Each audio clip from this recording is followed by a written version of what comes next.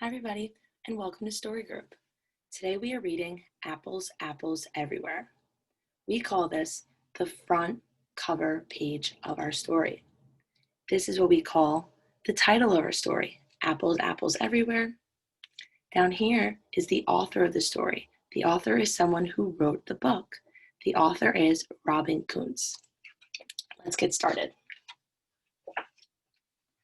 Plants are turning brown. The air smells fresh. It feels chilly. Here we see two people, a brother and a sister, driving in a car. The brother says, "It's not summer anymore." And the sister says, "Time to pick apples." I wonder where they're going. At the apple orchard, trees sag with ripe fruit. The farmer welcomes the brother and sister, saying, "Welcome to our apple harvest." The brother says, "Wow, look at all the apples."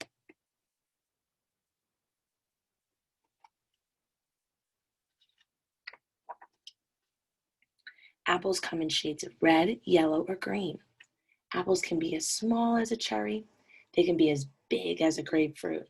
The sister says, "Wow, that one's huge." The brother says, "I got it."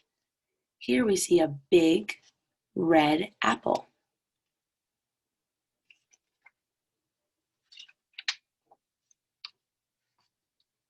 In the orchard, people are busy picking and packing apples. Fruit ladders help workers reach apples high in the tall trees. Here we see the ladder. We see the farmers picking the apples in the tall trees. The farmer says, "We need a lot of help in autumn." Autumn is another word for fall, the season we're currently in. And the brother and sister say, "We can eat some of those apples."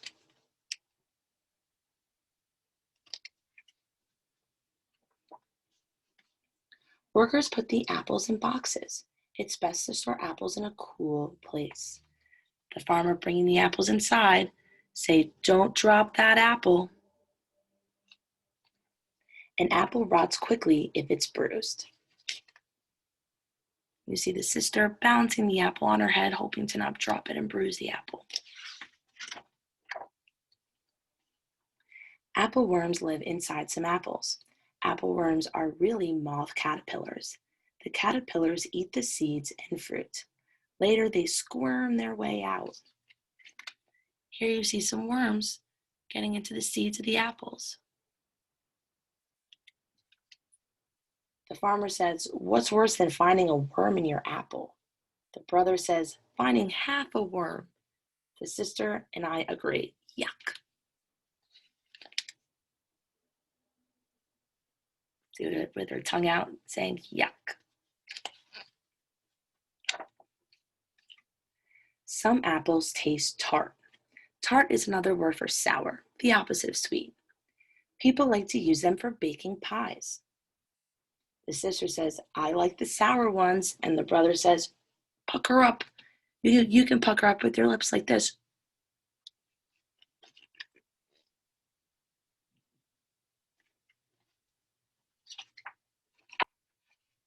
Sweet, crunchy apples are best for munching.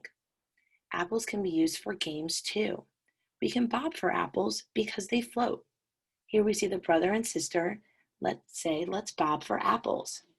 So because the apples can float right here, and you stick your mouth in, that's called bobbing for apples, trying to catch the apples with your mouth, with your hands behind your back, like the girl right here.